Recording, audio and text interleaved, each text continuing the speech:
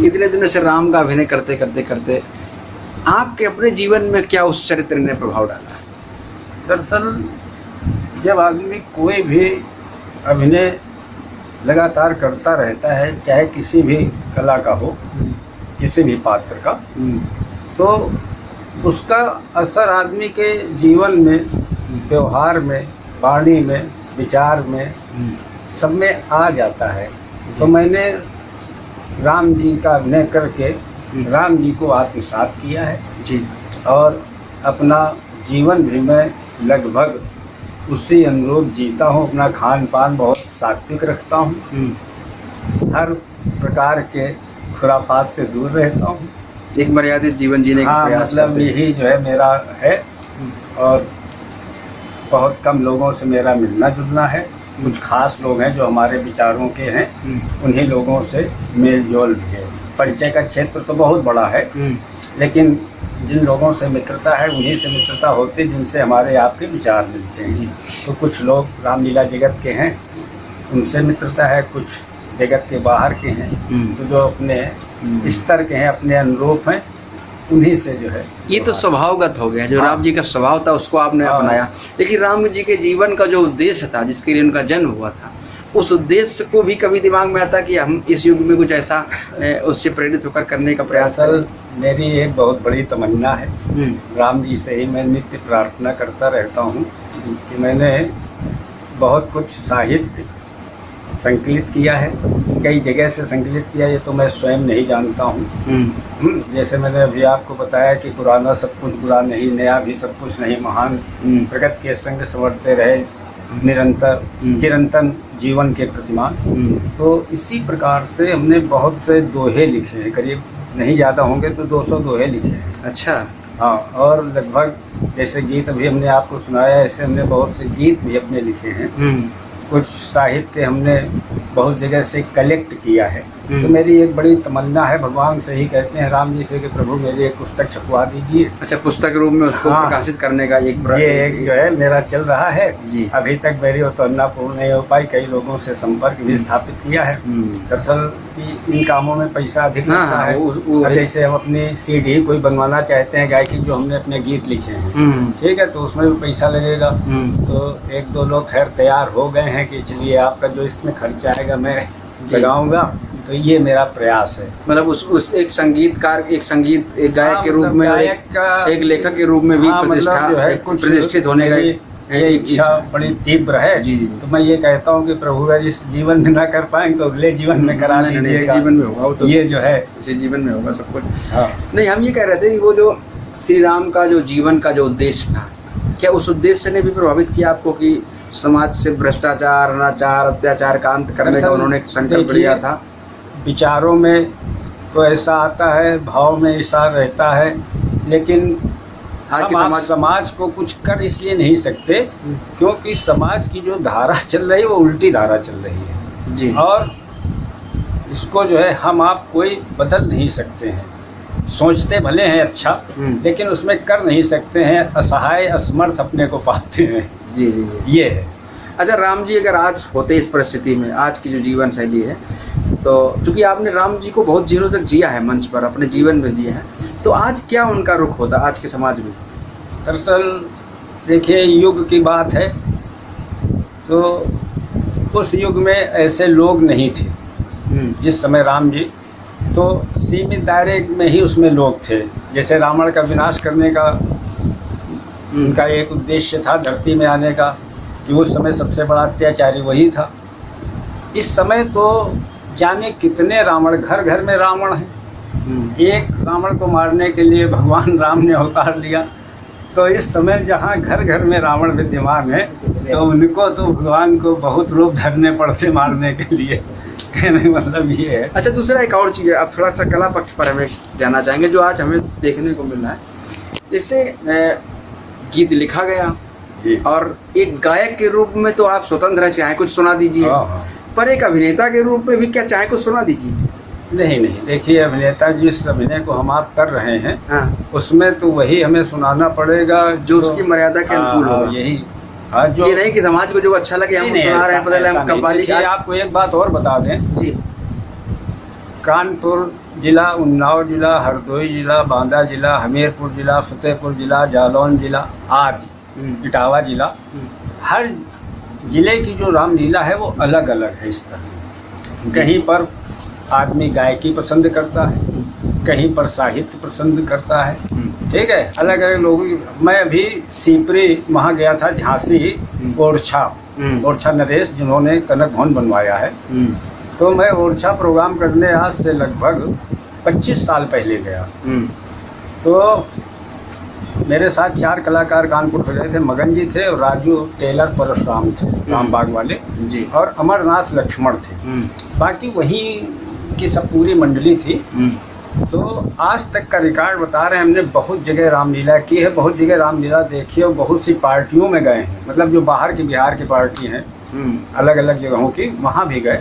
तो जब मैं वहाँ ओरछा पहुँचा तो जिस समय हमने वहाँ मंच देखा तो मंच इतना बड़ा लगा था कि मंच में 1-1 मीटर से गैप करके करीब 10-12 पर्दे लगे थे। सब जगह जड़ाऊ साइडें लगी थी, झालर लगी थी, आगे स्क्रीन लगी थी। तो बड़ा आश्चर्य हुआ कि यार इतना बड़ा ये मंच लगा हुआ है। खैर कोई बात नहीं, जब हम लोग मेकअप कर चुके तो राम लक्ष्मण पे ड्रेस तो ले नहीं जाते हैं। तो जिस समय हमने वहाँ कहा, जो और कलाकार थे, उनका भैया हमें धोती पहनना, तो उन्होंने कहा महाराज आप इस राउटी में चले जाइए। तो उस राउटी में गए तो उस राउटी में कम से कम 15-20 बक्से लगे थे जिनमें सब धोती ही धोती थी। उसके बाद फिर कोट का नंबर आया। जब हमने कहा कोट, तो उन्होंने कहा उस राउटी में तो ऐसे मुकुट, दूसरी राउटी में करल, दूसरी राउटी में, मतलब कम से कम 8-10 राउटी में सब अलग अलग सामान था। खैर कोई बात नहीं, मेकअप कर लिया। आरती जब हो गई तो हम भीतर आए तो मैंने वहीं के कलाकारों से पूछा, कहा ये बताइए आपकी पार्टी का मालिक कौन है? तो उन्होंने कहा कि पार्टी मालिक कहीं बाहर हैं, अभी आ रहे होंगे तो आपको मिलवा देंगे। हम कहा मैं मिलना चाहता हूँ। हमने ये इच्छा की तो थोड़ी देर बाद हमने लीला होने लगी, पार्टी मालिक आ गए। तो जब मैंने उनको देखा तो मुझे विश्वास न हो कि व्यक्ति पार्टी मालिक है, क्योंकि वो बढ़िया वेल सूटेड बूटेड टाई लगाए हैं, चैन पहने, बढ़िया घड़ी बांधे। तो हमने जिससे हमने कहा तो उनका ये पार्टी मालिक आ गए, इनसे। तो हमने पहले गौर से उनको देखा, मन में सोच लिया कि यार ये पार्टी मालिक, क्योंकि रामलीला जो पार्टी चलाते हैं उनकी पोशाक दूसरी होती है, लेकिन वो वेल अप टू डेट दिख रहा था। खैर हमने उनसे बातचीत की तो उन्होंने कहा बैठिए राम जी, बैठ के बात करते। कुर्सी में बैठ गए तो हम उनसे बातचीत करने का, भाई साहब ये बताइए कि आपकी पार्टी में कितने लोग हैं? तो उन्होंने कहा कि लगभग 60 लोग हैं। हमने कहा ये जो सामान इतना सब देख रहे हैं ये सब आपका ही कहना? हमने कहा ये सब इतना आप लेके काहे में चलते? तो उन्होंने बताया कि वो बाहर 2 ट्रक जो खड़े हैं वो अपने ही हैं, समझिए। फिर उन्होंने हमें सजेस्ट किया अभिनय के लिए। उन्होंने कहा राम जी आप कानपुर के रहने वाले हैं, मैं आपसे एक बात ये कह रहा हूँ कि यहाँ पर अगर आप जितना अच्छा गद्य बोलेंगे उतना ही आपको यहाँ लोग पसंद करेंगे, क्योंकि आपकी तरफ गायकी बहुत चलती है। तो हमने उनसे कहा कि अच्छा ठीक है, हम आपकी ये बात मान रहे हैं, लेकिन ये बताइए जैसे चौपाइयाँ हम गाते हैं, कहन हाँ चौपाई आप गा सकते हैं। हमने कहा जैसे शिव जी की स्तुति करते हैं, कहन हाँ वो आप बोल सकते हैं स्वर में, लेकिन और जो संध्या में या सीता समता में गायकी होती है ये आप कतई में गाइएगा। तो मैंने उनकी उस बात को मान करके फिर वैसा ही अभिनय वहाँ पर किया, और सुबह बड़ी प्रशंसा उन्होंने की। मतलब क्षेत्र वाइज, क्षेत्र के हाँ हिसाब से ये बता रहे हैं, सब कुछ अलग अलग। नहीं, वो तो एक अलग बात हो गई। फिर भी एक अपने अभिनय की एक जो गरिमा है तो उसको भी तो कहीं ना कहीं, दरअसल हम जितने भी गीत गाते थे राम जी की गरिमा के अनुरूप ही गाते थे। जैसे बहुत से लोग इस पर भी पैरोडी गाते हैं, लड़ाई जो किया और लुंडे राजा, ये जालौन जिले में बहुत पसंद किया जाता है। हमारे नरेश जी शीर्षस्थ राम अभिनेता जालौन में, उरई में रहते रहे, और इस टाइप का वहाँ पसंद किया जाता, तो नरेश जी वैसे ही गाते थे। लेकिन वहाँ ये पसंद किया जा रहा, जब मैं कभी उरई जालौन गया अभिनय करने तो मैंने इस प्रकार के कतई वहाँ पर गीत नहीं गाया, मैं अपना ही गाता। पर क्या आपको पसंद नहीं किया गया? नहीं, क्यों नहीं किया गया? मैं अपनी गरिमा के अनुरूप, कि राम की गरिमा के अनुरूप जो गीत हो, जो तर्ज हो, उसी को गाया जाए जी। भले जो है देखिए, एक कलाकार का और भी कि किसी भी कलाकार की कला का मूल्यांकन कोई इनाम ज़्यादा दे रहा है किसी कलाकार को, तो इससे ये सिद्ध नहीं होता है कि ये कलाकार सुपर है जी। बात समझ रहे हैं जी? क्योंकि अगर जो है कोई ऐसा व्यक्ति कलाकार को कला इनाम दे रहा हो देख के, जो उस कला का विशेषज्ञ हो, तब तो ये बात मानी जा सकती है। देखिए अधिकतर देहातों में रामलीला होती है, ठीक, और जैसी परंपरा एक रामलीला की चल रही है, वैसे ही लोग देखना चाहते हैं। अगर आप उससे हट के कुछ दिखाएंगे तो लोग उसको पसंद नहीं करेंगे। ये तो उससे अच्छा हो या प्रभावी हो तो जरूर पसंद। ये चीज़ है।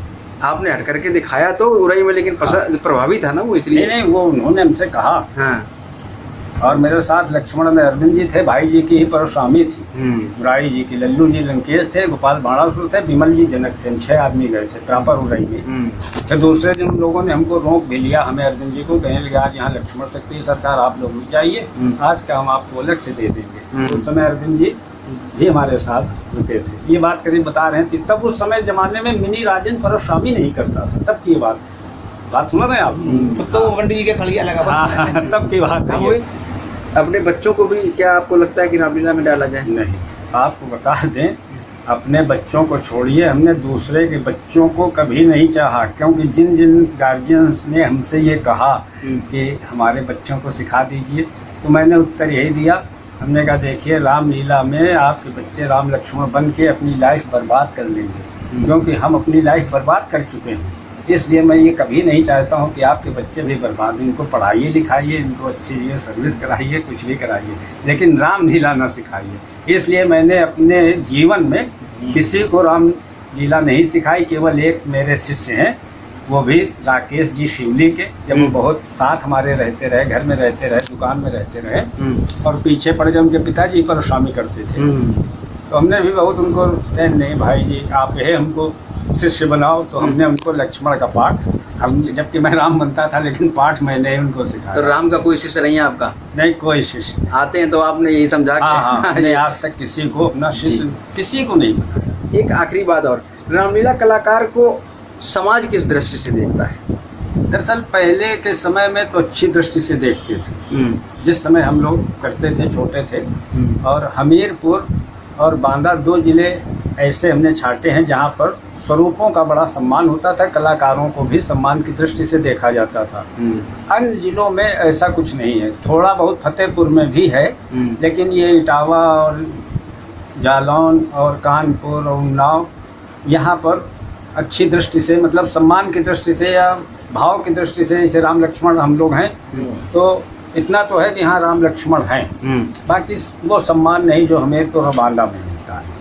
वो मतलब मंच से हट करके? मंच से हट करके। हाँ, ये चीज़। क्या संदेश देना चाहेंगे आप वरिष्ठ कलाकार होने के नाते नए कलाकारों को? सर संदेश क्या है कि देखिए, समय के साथ हर चीज़ बदल जाती है ना, तो वर्तमान में जो रामलीला का स्वरूप है बड़ा विकृत हो गया है। तो अगर हम कोई संदेश देना भी चाहते हैं तो उस पर कोई अमल नहीं होगा। इसलिए हम जो है, फिर भी अरे संदेश यही है कि भाई जिन लोगों के कंधों पर इस समय रामलीला का भार है, जो लोग अधिक ख्याति प्राप्त किए हुए हैं, वर्तमान में अधिक धन भी ले रहे हैं, उनकी डिमांड भी ज़्यादा हो रही है, तो ये कर्तव्य दायित्व उन्हीं का होता है कि वो लोग इसमें सुधार के लिए कुछ करें, क्योंकि अब हम लोगों का समय तो बीत चुका है। तो ये दायित्व कर्तव्य अब उन्हीं का बनता है। आयोजकों से क्या कहना, जो कि मुख्य जड़ तो आयोजक है? पुराने आयोजक भी हम नहीं रहे, नई उम्र के सब जगह लड़ते हैं, और वो लोग जो है, जैसा युग चल रहा है अश्लीलता का, तो लाख गांव के बुजुर्ग उनसे कहेंगे बेटा बड़े श्री कृष्ण को लाओ या इन डांसरों को लाओ, वो कतई उनको नहीं ले जाएंगे, उन्हें नाचिए देखना है, समझ रहे हैं? तो इसलिए उसमें कोई सुधार का। पर उनको फिर भी आप क्या कहना चाहेंगे उनसे, ऐसे आयोजकों से? नहीं, उनसे आयोजकों से कहने का यही भाव है कि भैया गांव में लीला होती है, आपकी बहन बैठी है, आपकी पत्नी बैठी है, आपकी माताजी बैठी हैं, तो कम से कम इस प्रकार के अश्लील प्रदर्शन, नाच हो, नाच कोई बुरा नहीं है, क्योंकि साहित्य संगीत की विधा के अंतर्गत नाच है। भगवान शंकर से बड़ा कौन नृत्यकार हुआ, कृष्ण जी से बड़ा कौन हुआ, लेकिन उसकी एक मर्यादा है नाच की। ऐसा थोड़ी कि आप अश्लीलता परोसें समाज में। क्योंकि मेरे सामने की एक घटना है, वहाँ की ये बहुत अच्छी लीला 3 दिन की होती है यहाँ तो पुखराया के आगे वो जगह बरौर। तो मैं वहाँ रामलीला करने गया, उस समय हिना का युग चल रहा था। अरुण जी त्रिपाठी काका देव वाले मंडली बांधे थे, 3 दिन का प्रोग्राम था। तो हिना जो है पहले दिन आया नहीं, वहाँ डाली पंडित और उमेश जी पहले दिन 3 दिन की रामलीला, दूसरे दिन डाली पंडित आए, वो हिना जी।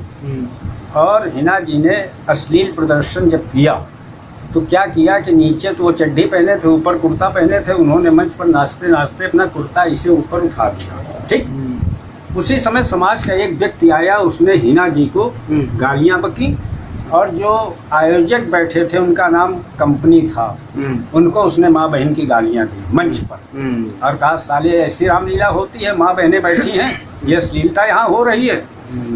उसमें भाई जी की ही परेशानी थी।